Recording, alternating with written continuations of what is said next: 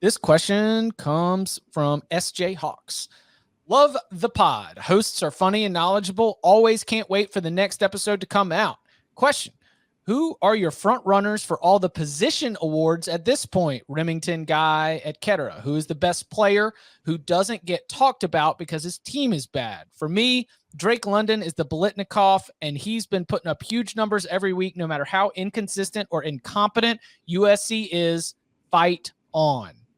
Okay, so I know that keeping track of all of the individual awards is difficult even for members of the college football media and especially for college football fans as well. So I've got the list of the awards here, but I wanted to at least position the conversation so that listeners could follow as a little bit more of the position style. So who would be and we got midseason All-American teams coming up next week at CBS Sports. So relevant here. Who do you think starts the conversation for the best quarterback in the country at the midseason point? The Davey O'Brien Award, if we're going to do it with the awards. Yeah, the Davey O'Brien Award. It's definitely not the people we thought were going to be, right? It's not really the favorites right now, although CJ Stroud would make a case for it. I like to acknowledge coaches who do more with less. I also like to acknowledge quarterbacks who have done more with less. This doesn't describe my guy who I would give to it right now. And man, if he would have just done a little bit more against Alabama, but Matt Corral still would be my guy. Now, his stats aren't as gaudy right now as some, but I mean, I always think the best question you ask of somebody is like, all right, game on the line, you need a game-winning touchdown. And unfortunately for Matt Corral, he's been in this position quite a bit where he does need a drive, including against Arkansas, when somehow they got somebody wide open with nobody within 20 yards of them. I think Matt Corral might be my guy for the Davey O'Brien early. But I like it for runners-up watch list, like guys doing more with less. Kenny Pickett's having an unbelievable year for Pitt, and what they're doing in the ACC. He's got 19 touchdowns, 1 interception, and he's been there forever, 6-year guy, phenomenal. And then if you want the stat patter, Tanner Mordecai, who's just opened up this offense, and they're throwing it all over everybody. I think he was 24 touchdowns now, I think is where he stands. Or 26, I think. I forget what it is. The top's in the country, regardless. 26 and 7 interceptions. That's pretty spectacular when you think about what he's doing for SMU. Still undefeated, too. I'm happy you mentioned Kenny Pickett, because if we think about what we started the show with, about how, there haven't been a lot of great quarterbacks, and part of the reason is, the way defenses are now playing, where you're playing a lot of rush 3, drop 8, and it's taking away explosive plays. Hasn't taken away the explosive plays from Kenny Pickett, because it's not like Kenny Pickett's completing 72% of his passes dinking and dunking. He is averaging nearly 10 air yards per attempt. He's at 9.74 on the season. And for listeners that don't know, an air yard is basically any yard past the line of scrimmage. So if he's at the 20, if the line of scrimmage is the 20 and the pass travels to the 27-yard line, it's 7 air yards. So he's averaging nearly 10 air yards per pass, completing 73% of them, only has 1 interception, has a touchdown rate of 11.1%. In a season in which very few quarterbacks have been able to move the ball vertically, Kenny Pickett is killing people vertically. So I would go with Kenny Pickett right now. And they can't run the ball, Tom. Yeah. They don't even have he's carrying them. Run. Mm-hmm. Everyone knows exactly what Pitt is going to try to do, and he's still getting the production. Mm-hmm. Anybody who bet Pitt alt line week 2 against Tennessee, I know I was one of those guys. I was like, this game is far from over because Pitt cannot salt away a lead. Like, they cannot run the ball. They have to keep chucking it. And it's like, oh no, they're going to try to run. This is not good. Like, just please keep chucking the ball with Kenny Pickett. I don't want to steal. I don't want to steal the Brennan Armstrong answer. I'll actually give credit to a couple guys here who I really wasn't sold on Casey Thompson, but his numbers so far this year. I went on True Media, which is our portal, and I sorted EPA per dropback against like Power 5 teams, and then in past very likely situations to try to take out some of the RPO stuff. Not that it doesn't count, but I do care about how you play when the opponent knows you have to pass, as opposed to just off play action. And he's actually, when I sorted for quarterbacks with over 100 dropbacks, he's actually number 2 in the country in EPA per dropback in pass rush, very likely situations. So thought that was interesting. And number 1 by far is CJ Stroud. who I know we gave some crap after the Oregon game. We know he was dealing with an injury, but 66% through the air, 18-3 touchdown to pick, adjusted net yards per attempt 11.7, air yards per pass 10.8. I mean, like he's chucking it. Granted, he's got studs all over the field. Like he might be the fourth or fifth best player on that offense, but he's producing pretty well. No one mentioned Bryce Young. He's on my list. I just didn't want to go like for an hour. Yeah, he's on the list. He's playing really well. Yeah, it is like the watch list. You know, that's kind of what we're doing here. Yeah, they whittle down. We'll whittle it down, of course, throughout the year. All right, let's take it to the Doak Walker Award, which is for running backs. I think there's two, and we can have the debate about two. But if you've got a third name, I'd be fascinated to hear the argument for why that third name belongs on the same tier as my top two. Well, who's your top two? Bijan Robinson and Kenneth Walker III. Go with me. What about Trevion Henderson? Yeah. If we're doing it right now, I would still lean with those two. Why can't he count right now, though? He can count, but he's got 9 touchdowns, Chip. He's only carried the ball 70 times, and he's got 9 touchdowns. He's averaging 8.7 yards per carry.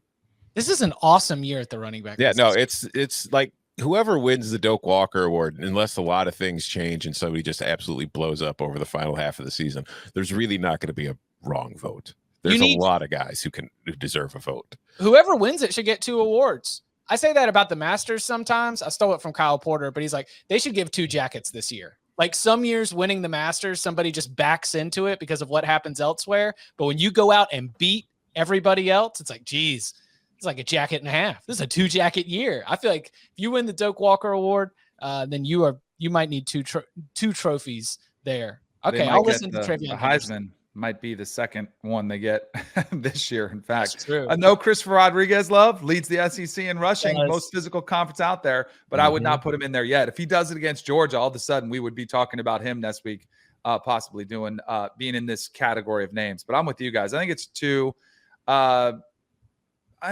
But I hear what Tom's saying too. But I think over time, with Trevion Henderson gets more carries because he started a little bit slow when they weren't featuring him as much. Now that he's starting to become the feature back, he's going to catch up statistically as well. Zach Evans too. He wasn't getting a ton of carries early. He's still really not, but he's a guy that, I mean, he's looking at his numbers right now. He's averaging 7.92 yards per carry, only 74 carries though. All right. The Biletnikoff Award, for best wide receiver. The listener in the question suggested Drake London. I'm having trouble finding wide receivers that I feel overwhelmingly confident in based on the performance. And that's different than based on your skill set, based on your NFL projections, based on how impressed I am with you on, like a play or what I think you could do in my little video game brain. But at the same time, if you're just going to go for what you have accomplished in terms of production and in terms of what you mean to an offense and a team on the field, London's a really good argument. Yeah, no, London's got a really good argument. Jordan Addison, the guy Kenny Pickett's throwing to most of the time, has a pretty good argument. There's this is a weird situation because the guys typically at the top of this list that you would consider aren't like the NFL draft guys. Like if you look at like an NFL draft prospect sheet and a Biletnikoff sheet, there's really not too much crossover this year. I think there's I don't know, 5 or 6 guys that really stand out. London is certainly on that list. Jamison Williams actually has been really good for Alabama and has been tough too. I know he kind of had a rep of being a little bit soft, but that's not true at Alabama. Like he's playing hard, he's playing physical. Kayshawn obviously got hurt in the last game for LSU, but he's been a total stud, and everybody knows the ball's going to him for Max Johnson, and he's still making a ton of plays. Drake London is killing it. Marvin Mims, who torched Texas, has really been killing it this year. And like that was an Oklahoma receiving core that I thought would be better this year, and yet he's still kind of standing out above the fray. Ohio State's got like a million dudes who have been really good, but Jackson Smith-Jigba has been really really nice for them. And then how about Dontavian Wicks? Yep, actually leads the country in offensive target EPA. So like on plays where they've targeted him, leads the nation in offensive target EPA against FBS teams. So like he killed Miami. He did a really nice job, I believe, against Virginia, and has been great all year. So that UVA offense is fun, man. They don't give a damn. They're just chucking it deep. He's averaging 22 yards a catch. Yeah. And it's like he's like you said, he's like the literal big play receiver in that it's big plays as far as yardage, and they're also big plays at the most clutch times. It's amazing. Two guys we didn't mention, I would give some love to: Josh Downs at UNC. And the season expectations, I think, have hurt Sam Howell and Josh Downs as far as perception of the program. And then a player who's on a team that's not very good right now, but I think he means a lot to that team, is David Bell at Purdue. He's played with two quarterbacks, and they've been swapping out, and neither one are great. So I think that's impacted his performance too. And yet he's still been a pretty dominant force for the Boilermakers too. Yeah, that's what I was meaning earlier. It's like David Bell, you look at NFL, okay. Look at his numbers this year as far as like winning a Biletnikoff. No, probably not. What about before we get to John Mackey, let's take it to the big uglies up front. What about Remington Trophy is for center?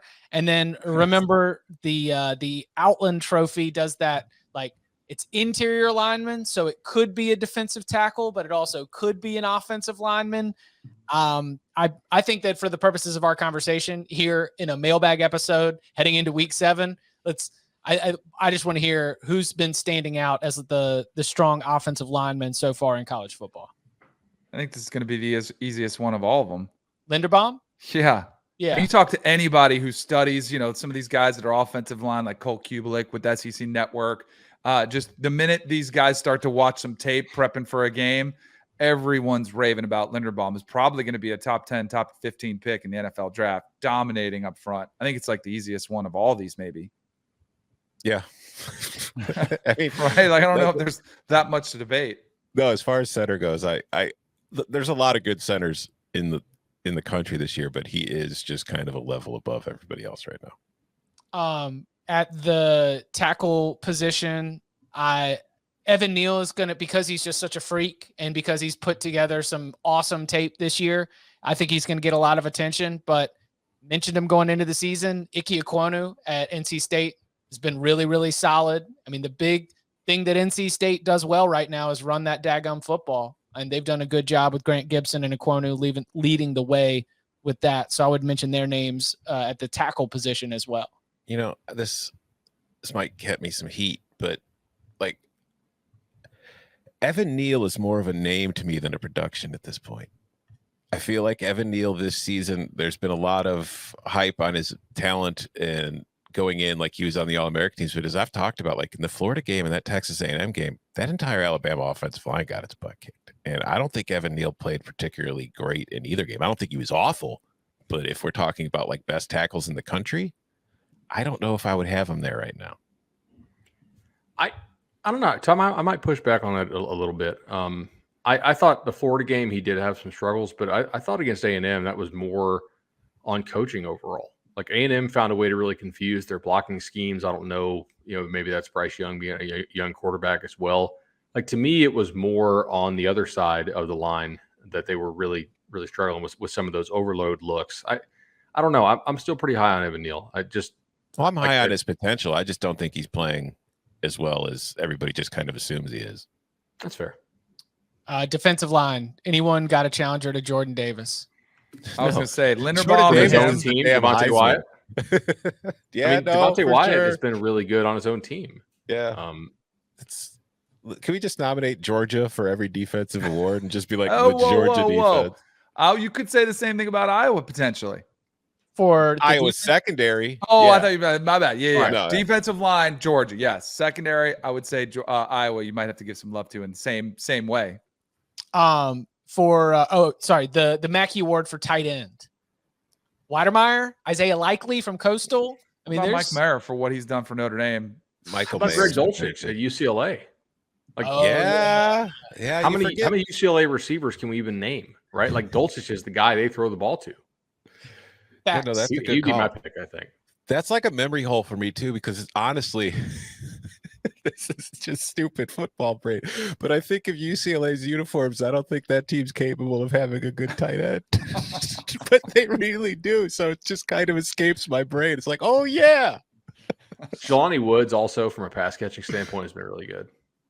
I don't know how he is as a blocker, but like again, this is EVA's offense, so they just chuck it every play. But okay, what about at the linebacker position, which is the Butkus Award?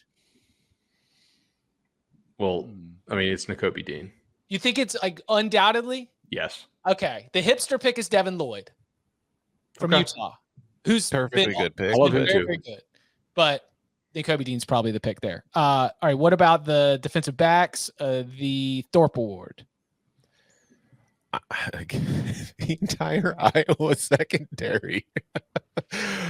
I mean, Jermaine Waller's having a good season for Virginia Tech as far as picking off passes. I would go with Riley Moss, though. I mean, he's banged up, so I don't know how that's going to affect the rest of his season. But just as far as making plays, he's been there. Hankins at Iowa is not just – I think Riley Moss has more interceptions, but I think Mike Hankins might be the better player, or at least having a better season. Because I feel like Mike Hankins has not only broken up and picked off passes, but I feel like in the run game, he's been awesome in support, and he's been just a really solid tackler. So I think Moss will probably get more votes, but I think Hankins might deserve them more. I'm going to go Jermaine Waller from Vatek. Just like teams don't throw at him that much, but adjusted yards per attempt, 1.9. Mm-hmm. So basically every time they throw at Jermaine Waller, it doesn't end very well for them. The only time it's caught is when Jermaine Waller's catching it. Yeah, exactly.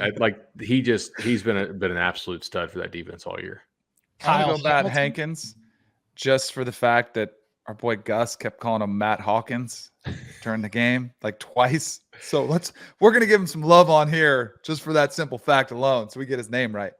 I think that defensive backs are loaded. Kyle Hamilton at Notre Dame, Sauce Gardner at Cincinnati, Jaquan Brisker at Penn State, just dudes everywhere. Hankins and Moss from Iowa both made my short list as well. What about give the kicker some love? The Lou Groza Award.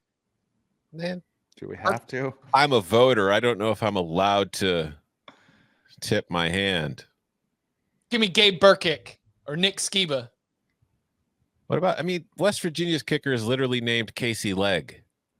Just got to. And he hasn't missed one this year. I mean, come on. His name is Leg the Leg. That's his nickname. What about Ray Guy for punter? Oh, that's Blake Hayes, Illinois. Listen, every single freaking punter in the Big Ten deserves the Ray Guy Award. They've just been bombing them all season long.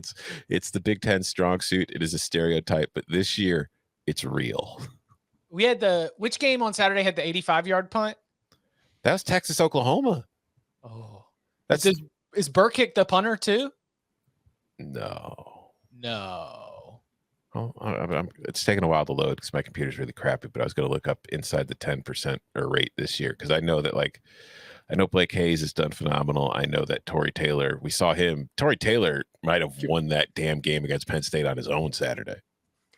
I think actually you might give the award to both specialists for Iowa.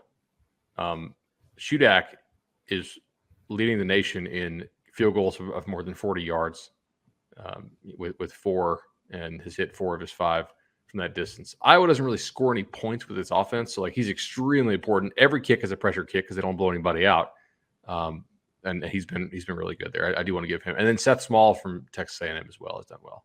I had to Google that while you guys were talking. I really I don't pay attention to kickers at all. Not What? By the way, for Oklahoma, Burkick does not do the punting duties. That is handled by Michael Turk. Is there Burkick. There are those Twitter accounts of the guys out there that are line niche guys that are always tweeting about line play. Do we have a kicker version of that? Is there somebody on Twitter who's crushing kicker film? There are a couple. Now, I don't know if they're crushing film from an analyst perspective, but there's a guy, Brandon Kornblue, who I think kicked at Michigan. And he's a kicking guru. You got some gurus who are trying to develop little businesses because they'll coach up a lot of kickers. But I haven't seen ones from an analyst perspective, other than Jay Feely, who does a great job with us with CBS as a NFL broadcaster. But yeah, I don't know from a film guru. All right, here it finally loaded. Of punters who have punted at least 10 times, the highest inside the 10% rate. Illinois' Blake Hayes is first at 34.4%. Second is Minnesota's Mark Crawford at 30.4%. Third is Rutgers' Adam Korsak at 29.6%. And then you've got Arizona State punter Eddie Zaplicki, Texas's Cameron Dicker, and then you're back in the Big Ten for Michigan's Brad Robbins, and then you go down a few more, and there's Maryland's Anthony Pecorarola, there's Iowa's. So in the top 15 guys, as far as inside the 10, there are 1, 2, 3, 4, 5, 6, 7 Big Ten punters. I do want to note that, like, to give Georgia's defense a little bit more love, and producer Jordan just mentioned this, but Jalen Carter, a kid out of Apopka, Florida, who was, I believe, a freshman last year, is really coming on for their defensive line and is probably a first-round pick as well. And last couple games just dominated. So I do want to give him some credit too. Like, that's what the problem is. Like, who do you double on that defense? Well, you just cross your fingers and hope for the best. Like, you hope you call the right play in the right direction and can get past them in time. That's really all you can do. I think the answer is Davis, because, like, you want to start inside out. You know what I mean? If, like, if your center's literally getting pushed over, that's a problem on every play. But, like, that means you got Wyatt and Carter soloed along with Nolan Smith. So that's, you know, it's a lot. Also, like, Carter's also a really good pass rusher from the interior, which gives them some real stuff. Can we give an award to the coaches who have made the highest percentage of correct fourth down decisions? Sure. The Bud Elliott Award. Yeah. And these 4 teams are all exceeding their preseason win projections, I believe. So according to Jared Lee of Twitter, guy that runs the model, Tennessee, Ole Miss, Boston College, and Baylor are look at Baylor. Look at that turnaround. We gave Dave Aranda got ton smart of hell last year. Yeah, but he was terrible last year. Yeah. This year, those are the 4 coaches who are 100% playing it, and all 4 are exceeding their win probabilities. Now, the 3 at the bottom are also exceeding their win probabilities. NC State, Dave Doran, not really killing it so far this year. That's the least surprising, like, correlation. Ferenc, who's clearly factoring in his offense, Least surprising, which I think you should do.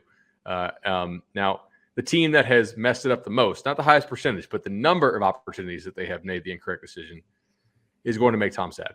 I know who it is. Yeah, Illinois had 18 times, and they've only made the by-the-book decision 3 times. But Blake's pinning him in the 10 when he makes him do it. He's punting like crazy. Yeah. Can I ask a quick question? Yeah. By the book, is there one book, one algorithm, or are there multiple philosophies on this? Because I actually follow the guy you were talking about on Twitter because I think it's interesting. But are there multiple philosophies, or was it pretty standard? I think there are multiple philosophies on it, right? I know that these schools get custom reports with, like, input, and yeah, exactly right. And obviously these are not going to be perfectly tailored, but I will say, like, Jared's model does incorporate the spread and total of the game. So it factors in, like, are you a big underdog? What kind of game is this, right? Like, is it a high scoring game, a low scoring game? Because that kind of stuff changes the actual value of the go for it or not. It's not just like a blind, hey, regardless of the quality of the team's model.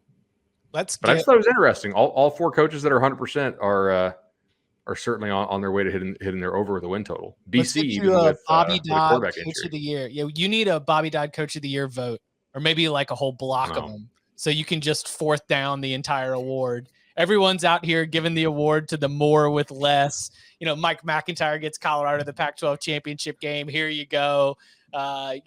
Let's let Bud be like, alas, but Mike McIntyre did not make the right decision 62% of the time. Not a Coach of the Year. Like, there's so much more to coaching. You know what I mean? Like, managing personalities, teaching, hiring people, knowing how to run a program. But this is something we can all see on game days. You know what I mean? It's hard for me to evaluate, like, how good of a person are you inside your program without talking to people. But, like, this is something we can actually look at every Saturday, and it does impact the game.